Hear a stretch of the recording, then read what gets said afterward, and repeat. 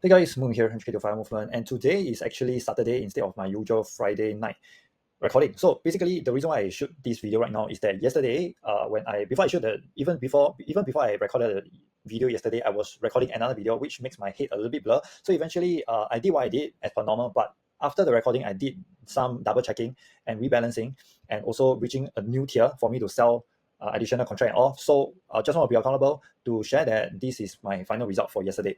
While at the same time, there are some nuances over here. So if you have been following my work, last week I did not activate my Bull and Kangaroo. So this week, as of this recording, this week on Tuesday, on the 5th, I have activated both my Bull and Bear. So I added over here, which is $312. So yesterday, Friday, I have actually activated the rest, which comes to about $1,500. And all in all, altogether, yesterday, Friday, I've collected for this week. Okay, I collected $1,800 over dollars. And some pretty good experiment that I'm currently testing is that so yesterday I've generated $700 over dollars of premiums from the bear ratio, and typically I will use part of it, right, to actually buy long call options onto the short ETF. But eventually, I also been noticing that most of the time, whenever we buy a certain options, it tend to just expire worthless. And so right now I'm testing another variable, which is instead of buying the call option onto that, why don't I just hold? Why don't I just add the short ETF so that I can protect my capital?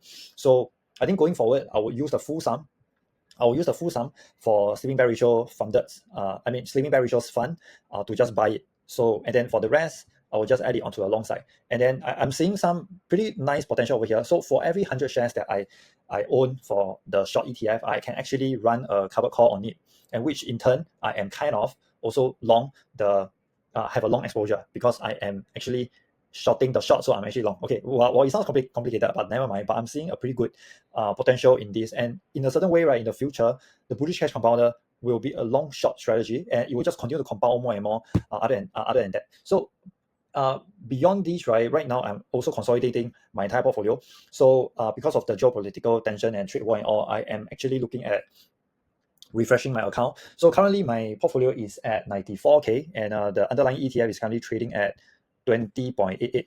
So I'm looking at exiting at around $25. I'm not so sure will it go there, but tentatively my break even is around $23. Okay, but of course I don't want to just get out with a break even, right? Because I have already I've already keep myself defense. Do whatever I can, right, to make sure that I stay around the profit zone from a 72% crash, okay, from $69 crash all the way to about $21. So I think that while I can still get out at a break even, I don't want to settle with that. So I am just going to do some other strategies to be able to get out at a profit. And once I get out at a profit, I'll refresh the entire thing, which is my first strike price will become the current price.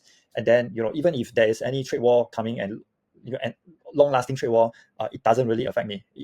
I can easily just let it crash another 90%. I am okay with that. So that so this time around, I think this is a pretty good testament that I'm still around. I still survive after 72% crash, and once it gets back up to about 66% crash, I can still be profitable. So I think this is a pretty good result so far. And after I refresh the whole portfolio, I am actually even more confident, because back then I was only using the wheel, but this time around, after I refresh, I will have a lot more other strategies in place to make sure that I'm able to take care of all the different directions, be it upside, downside, or even sideways.